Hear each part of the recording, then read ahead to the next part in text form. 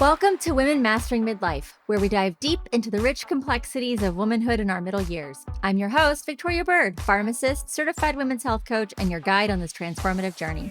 Whether you're navigating perimenopause, thriving in menopause, or mastering midlife's many transitions, this is your weekly dose of expert guidance, compassionate support, and a judgment-free space to explore it all. So get cozy, hit that play button, and let's rewrite the narrative around this remarkable stage from being something to dread into a beautiful transition. We're back for another episode. Just me. Don't you love it?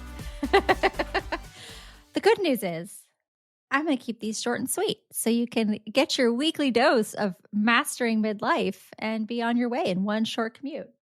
So last week we talked about the 5 mistakes I see women making in perimenopause. This week, I want to talk about why I don't think it's our fault. It's probably a little pedestal episode. Maybe get me in trouble with some people. But here we go.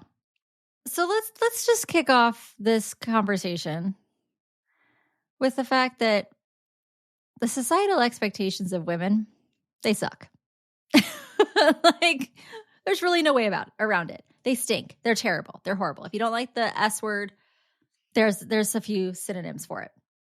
But if we're not looking in magazines or seeing on social media or looking at Hollywood, we're finding everywhere around us these images of women that are just unobtainable standards. And I would even say that, and this is where I might ruffle some feathers, even in the menopause space, you have the celebrities who have come out and said, I'm in menopause, or they're experiencing a hot flash during an interview. You see it happening on television.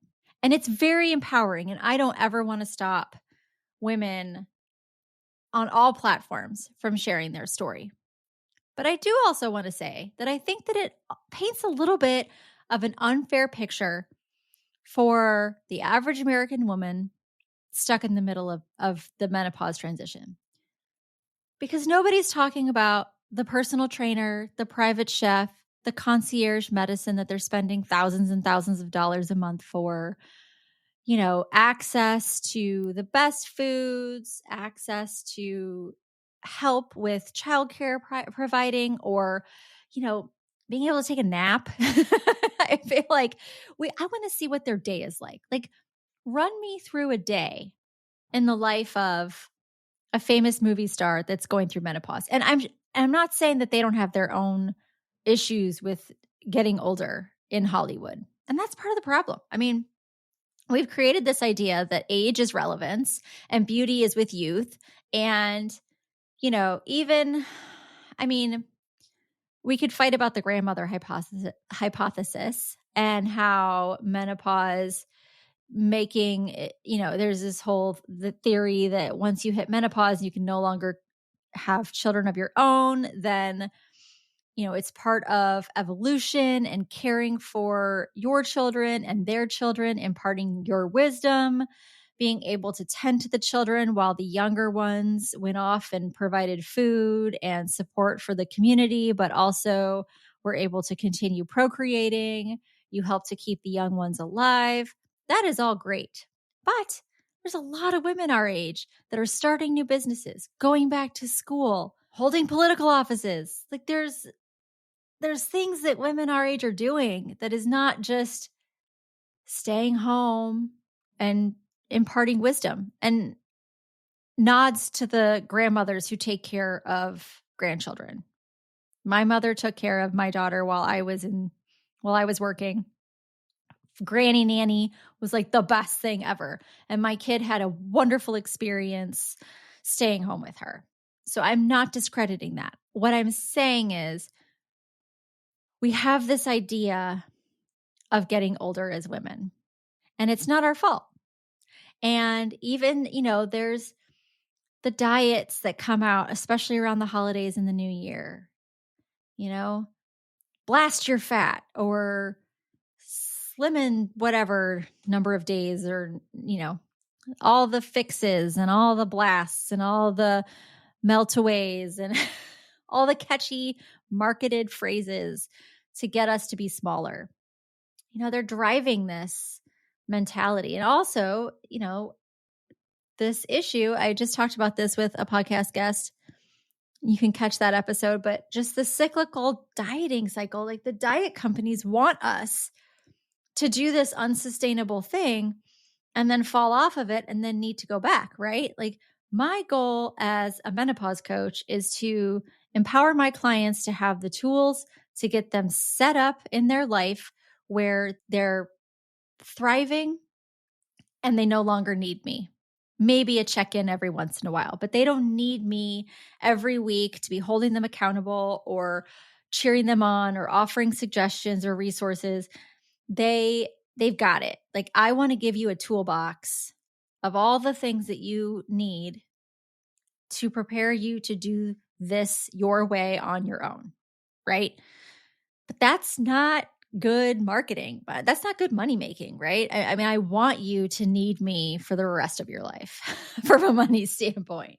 So I think society has just placed this expectation on us that is just so ridiculous.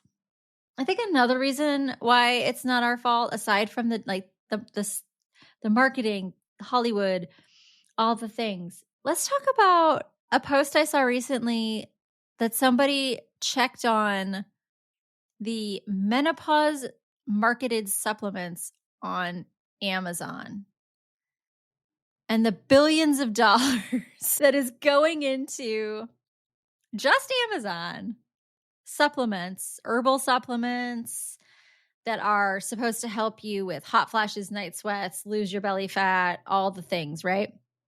So we've got all these supplements coming out on the market that don't need to be tested by the FDA. They don't need to be found to be safe or efficacious. There's no listing of things that they interact with. So if you're on medications already, which in midlife, a lot of women are already on things. Are you a woman over 40 feeling like a stranger in your own body? Introducing the Women Mastering Midlife community. Hi, I'm Victoria, a pharmacist turned women's health coach. I've been where you are, and I know the frustration of navigating perimenopause alone. Imagine having expert guidance on managing symptoms, a judgment-free space to connect with other women, research-backed resources at your fingertips, and personalized support to thrive in midlife. Our community combines clinical expertise with holistic approaches, giving you the best of both worlds. No more confusion, no more feeling isolated. For less than $1 a day, you'll have access to a resource library, community chat for support, on-demand coaching, and much more. Don't let another day go by feeling lost in your midlife journey. Join the waitlist for Women Mastering Midlife community coming in the fall. Become a founding member at our special introductory rate offered only for the first enrollment period. Some things can interact. At certain doses, you can have liver toxicity of some of these supplements, but nobody has to say any of this stuff because it's not regulated by the FDA. So we see celebrity endorsements. Oh my gosh, this is what I used and it saved my life and it's made me so much better. And of course, they're getting an affiliate commission for it. And they have no idea what your life is like, what your story is like, what your health indications are, what your health contraindications are. And so you rush out because you're desperate, right? There's not enough education out there. There's not enough material out there on menopause. You're looking everywhere. You can't find the answers yourself. There's so much misinformation. There's so much noise. And then you spend your money because we're the demographic that has the money to spend, right? I think our demographic is the shoppers in our country. We're the money spenders. So we've worked, we have good jobs with good money, we're spending it. And we're spending it on things that they tell us we need to make our lives better. That's another reason why it's not our fault. We also have in this space now the influencers. And the influencers out there in the world are on social media. And it's such a double-edged sword. There are some times that I catch a reel or a post from one of the menopause influencers, and they talk about what their experiences was like, and the vulnerability of sharing something that could be embarrassing or private. I really appreciate the way that women can connect to that and say like, wow, it's not just me. But on the flip side of that, then they are promoting products or treatments or whatever. And there's no research for these products, or there's no data or safety data, and there's no caveats attached to these. Like this is something you should talk about with your doctor or your pharmacist and make sure that it's okay with what you're taking. I mean, even all of my podcast episodes here, I am not your personal pharmacist. I don't know your medication list. I don't know your disease states. I don't know the doctors that you're seeing. And so to take what I say on this podcast and use it as your medical advice is not something I recommend, because I don't have the opportunity to properly counsel you. And I think that's what holds me back a lot on social media, talking about things, because I'm so in a space of understanding what my license restricts me to do. And as a certified integrative women's health coach, I came from a coaching program that is accredited by the National Board of Health and Wellness Coaches. And the accreditation process is very rigorous for these coaching programs. And the exam to be a certified health coach is very rigorous. And with these licenses and certifications, I know my scope of practice. Okay, I know what I should and shouldn't be doing for clients. I know that I shouldn't give people meal plans that they need to adhere to that aren't worked through a registered dietitian. I can't just go pull recipes and say, here's a meal plan. It's outside of my scope of my profession. I can't make a workout plan for you. I can tell you that strength training is important. I can tell you that yoga is important. I can tell you that walking is important. But if you came to me and said, can you write me a full body workout? I can't do that. I'm not a certified personal trainer. But we live in a time and a space where it's the wild, wild west. I will say it a million times, of menopause. And so you have influencers out there. You have people in this space who know right now it's booming, right? This is where you go to be seen, to be heard, to grow a following, to make money. And I'm not talking about the physicians in the menopause space that are sharing tips and knowledge, and they still have a practice where they see patients and care for people. They have the expertise, they have the degrees, they do the research, they hold that liability with their license. I'm talking about those out there that don't have any governing body to check in with. And they're telling you all sorts of things that you may or may not know to be accurate. And so I think that's one of the reasons why women are doing it wrong. And I also just think that there's just not enough put in yet to menopause. It's coming. I mean, there's documentaries coming out in October, and there's a lot of doctors who have come to social media to really explain what's going on and what the latest research and data are saying. And I've had some of them on this show, and I will be their biggest champion because they are doing such great work. But until we start adding this education into all medical school training, pharmacy school training, nursing school training, until we add menopause care in, it's still going to be a void, and it's getting filled in ways that is helpful, but then there are ways that's not helpful to women. What are your thoughts? I like ending these little short conversations like this. What do you think? What's your feeling on why all these things are being thrown at us and why this isn't our fault? I'd like to know. So find me on social media. If you see one of the reels about this episode, comment on it. Let me know that you've listened.